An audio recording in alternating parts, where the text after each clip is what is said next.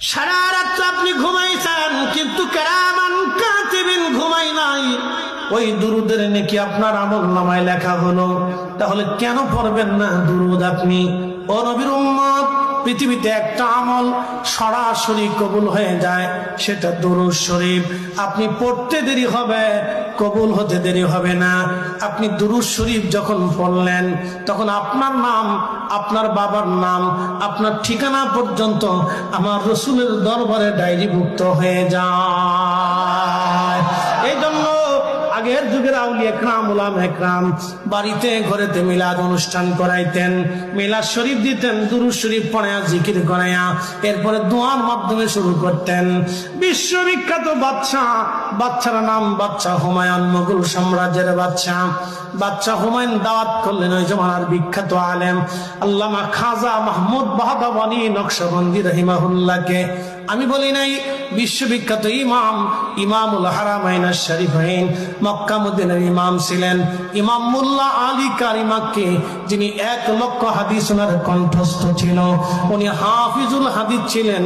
আজ থেকে এই 400 বছর আগের উনি মুজাদ্দিদ ছিলেন।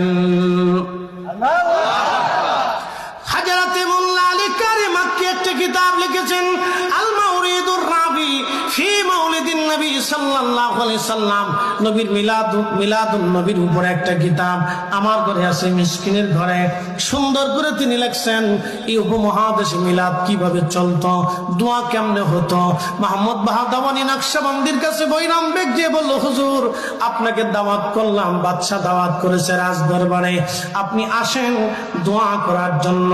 মাহমুদ বাহদাওয়ানি নকশবন্দি তখন হুজুর খাজা বাহাউদ্দিন নকশবন্দি রহমাতুল্লাহ সিলসিলার আলেম, ওই জমানার প্রখ্যাত কামিল ইসলাম প্রচারক ছিলেন।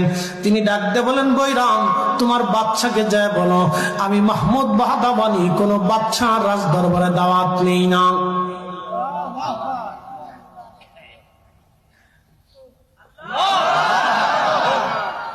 এই মাসালায় যাব না, এখানে মাসালা গেলে বিপদ না। উনি বলতেছে আমি কোন বাদশার রাজ দরবারে দাওয়াত নেই না। কেন নেই না? কারণ আছে। আগের যুগে রাজা বাদশারা জালিম ছিল, গরিবের হক লুণ্ঠন করে খেত, রক্ত চুষে খেত। কথা কর না, রক্ত চুষে খেত। মাহমুদ বাহদানি বলে, রাজা বাদশার দরবারে ভাত খেয়ে আমার ইলমুল কাল নষ্ট করবা? যাও, আমি কোন রাজা বাদশার দরবারে দাওয়াত দিই না, তোমার বাদশাকে যাব। তো বৈরাম এসে বলতেছে, বাদশা হুজুরের দাওয়াত নেই না। বলে কেন? সে রাজা বাদশার দরবারে দাওয়াত নেই না। তোমার বাদশাকে যায় বলো যদি রাজ দরবারে মিলাদের অনুষ্ঠান করে, আমি রসুলের ইজ্জতের কারণে যাব, বাদশার কারণে যাব না। জোরে জোরে জোরে জোরে জোরে জোরে আল্লাহু আকবার। হযরত মাহমুদ বাহদাওয়ানি নকশবন্দি দাওয়াত কবুল করলেন। বাদশা হুমায়ুন বিরাট আকার ইন্তজাম করলেন, রাজ দরবারে রসুলের মিলাদ দুরূদ দোয়ার অনুষ্ঠান হবে। আল্লাহর ওলি আসলেন।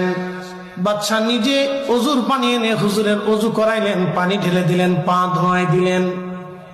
একসাথে বলুন আল্লাহু আকবার। বাদশা নিজে হুজুরের পা ধোয়াই দিলেন। বাদশা বলতেছে, হুজুর এই বাদশাহী